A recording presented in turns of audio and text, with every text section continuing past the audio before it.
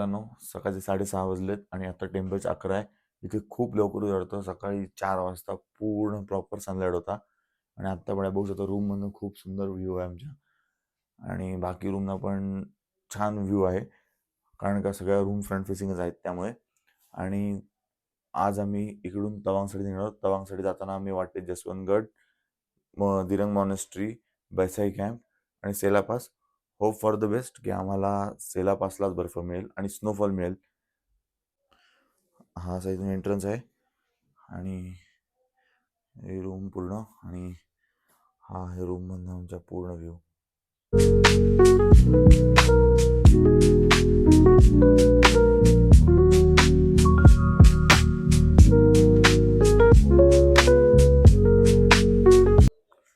आम्ही जी दिरंग मॉनेस्ट्री जाणार आहोत ती ही आहे. ही मॉनेस्ट्री आणि खूप सुंदर व्ह्यू आहे. क्लायमेट पण आहे पावसाळी थोडं दिसतंय पण वाटत नाही की पाऊस पडेल. ह्या साईडला विरळ ढग आणि ह्या साईडला पूर्ण दाट ढग आहेत. आज आपलं ब्रेकफास्ट आहे मेदूवडा, कलिंगड आणि चटणी आणि ब्रेकफास्टसोबत हा व्ह्यू आहे. खूप सुंदर. आपण आता आलोय ती आहे दिरंग मॉनेस्ट्री. खूप सुंदर मॉनेस्ट्री आहे आणि इथे प्रत्येक ठिकाणी असं पेंटिंग्स आणि केलेली आहेत. ही आहे दिरंग मॉनेस्ट्री. खूप सुंदर आहे. अरुणाचलमधली एक खूप सुंदर मॉनेस्ट्री ओळखली जाते. इथं मोठी बेल लावलेली आहे त्यांनी. एरिया पण खूप सुंदर आहे आणि हाईटवर बांधली आहे आणि आज ऊन पण पडलंय. काय ढग पण आहेत तेवढेच.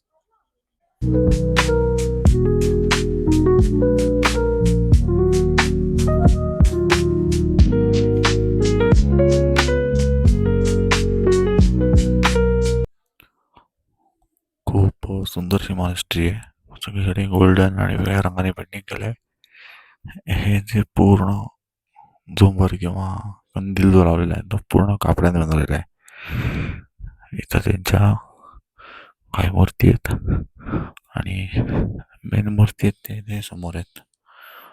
दलाई लामा आणि गौतम बुद्धांची. खूप छान मॉनेस्ट्री आहे.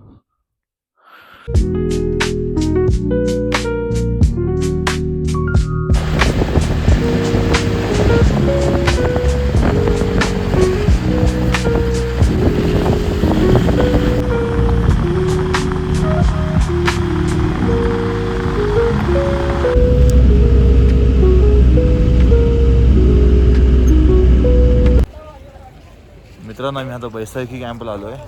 ते ह्या साईडला बैसाखी कॅम्प आहे. हा इथे कॅम्प आहे. इथे शॉपिंगला थोडंफार आहे. मिलिटरीच्या प्रिंट्सवर कपडे मिळतात थोडेफार.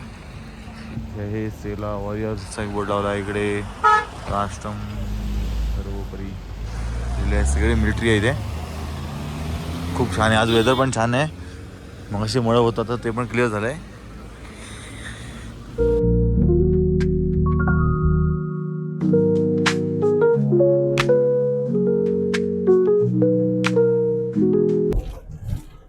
आत्ता सेला पासला आम्हाला ऊन मिळालं होतं आणि आता इथं पूर्ण फॉग आहे. एक ठराविक डिस्टन्स 100-200 मीटर पुढचा रोड दिसत पण नाही आहे. पूर्ण फॉग झालं आहे. Hope for the best. वरती आम्हाला बर्फ मिळायला पाहिजे आज. फायनली आम्हाला बर्फ मिळाला आहे. अजून मी टॉपला पोचायचं. टॉपला पोचायला 4 किलोमीटर बाकी आहेत. रोड साईडला आता बर्फ भरपूर आहे.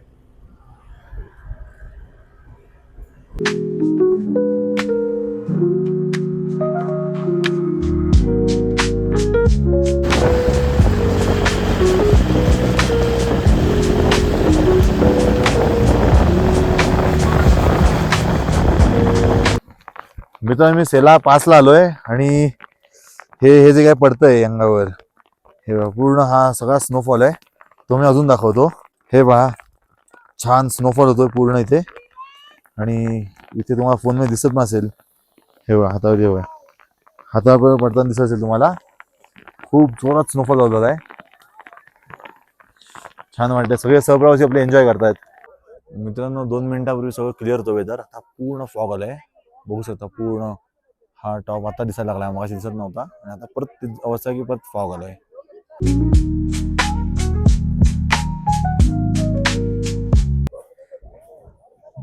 परत स्नोफॉल सुरू झाला आहे. बैसाखीच्या जवळ ॲक्च्युली बर्फ असतो, बैसाखीपासून 5 किलोमीटरला, पण तिथं बर्फ नव्हता. पण इथे खूप स्नोफॉल झाला आहे. आता आम्ही गेला अर्धा तास थांबलो, अर्धा 2 वेळा स्नोफॉल झाला आहे आणि खूप जोरात होतो तो. पण आता थोडा हळू आहे, पण होतोय, चालू आहे. सगळे सहप्रवासी खूप मजा करतायत, ज्या मजा येते. डॉगेश भाई पण मजा करतात इकडे. इथे एक आहे, तिथे 2 आहेत.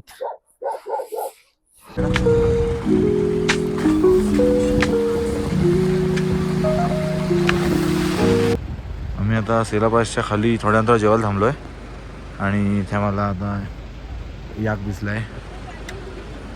आम्ही आता जेवायला थांबलोय. तिथे खूप छान व्ह्यू आहे. इथे पूर्ण ग्लेशियर आहे, पूर्ण डोंगरात मागे खूप पोचणे पाणी येत आहे.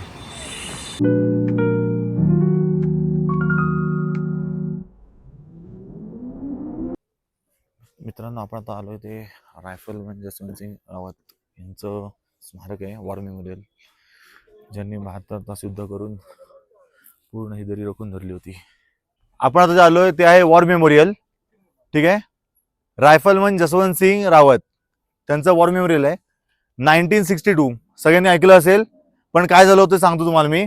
1962ला चायनाने इंडियावर अटॅक केला होता आणि चायनाकडे भरपूर मोठी फौज होती. त्यांनी तुकड्या तुकड्या थोडे थोडे पुढे येत येत येत ही जी बॅकसाईड दरी तुम्हाला जी दिसतीये तिथपर्यंत ते आले होते. आणि पहिला पोस्ट त्यांनी आपल्या त्या साईडला जास्त तेव्हा मिलिटरी तेव्हा आपली नव्हती, तैनात केलेली नव्हती, ती आत्ता गेलेली आहे. आणि त्यावेळेला ते पुढे पुढे जसे येत गेले तेव्हा हा एकमेव माणूस जसवंत सिंग रावत तो इथे होता. 72 तास ही पोस्ट त्या माणसाने लढवून धरली होती. एक माणूस, त्या माणसाने 300च्या वर माणसं मारली. चायना आपल्याकडे जी आर्मरी होती, जे गन्स होत्या, सिंगल लोड करून सिंगल फायर व्हायच्या. त्यांच्याकडे सिंगल लोडला 3 ते 4 फायर एका वेळेला व्हायच्या. तेवढे ऍडव्हान्स होते ते. त्यांनी कसं लढलं सांगतो तुम्हाला. इथे ते वर तुम्हाला बंकर दिसत आहेत, इथे वरती पुढे अजून बंकर दिसतील. एका माणसाने एकदा ह्या बंकरमधनं फायरिंग करायचं, एकदा ह्या बंकरमधनं करायचं. बंकर मधलं अंतर बघितलं ते प्रत्येक बंकर मधलं अंतर 500 मीटरच्या पुढचं अंतर आहे. दोन्हीकडनं फायर करत होते. चायनावाल्यांना शेवटी कळलं नाही की कोण होतं काय होतं. ह्या युद्धामध्ये त्यांना मदत केली. मदत म्हणजे कसली केली बा, त्यांना कुठून कधी पिस्तूल आणून दे, जेवण आणून दे, खाणं आणून दे. ही मदत सेला आणि नुरा ह्या 2 मुलींनी केली. त्या ह्या गावात राहणाऱ्या होत्या, त्यांनी मदत केली. पण शेवटला जसा महाराष्ट्र इतिहास घडलाय की आपलेच फितूर होतात, तसं इथे झालं. त्यांच्या वडिलांनी त्यांना सांगितलं की वरती जास्त माणसं नाहीत, एकच माणूस आहे. त्यांनी सांगितलं नव्हतं तोपर्यंत त्यांना हेच वाटत होतं की वरती मोठी फौज आहे आणि ते अटॅक करतायत.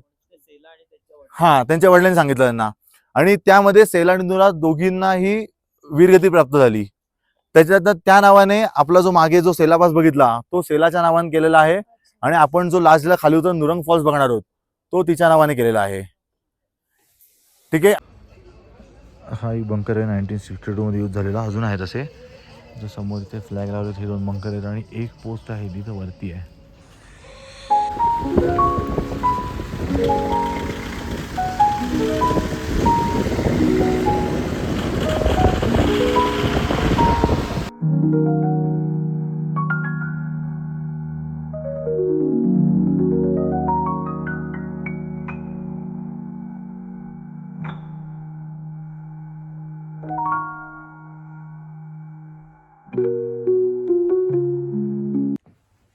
मित्रांनो, आम्ही आत्ताच हॉटेलला चेक इन केलं. हॉटेल वज्राला आहोत आम्ही आज तवांगला आहोत. आमचा आजचा आणि उद्याचा स्टे इथंच असणार आहे.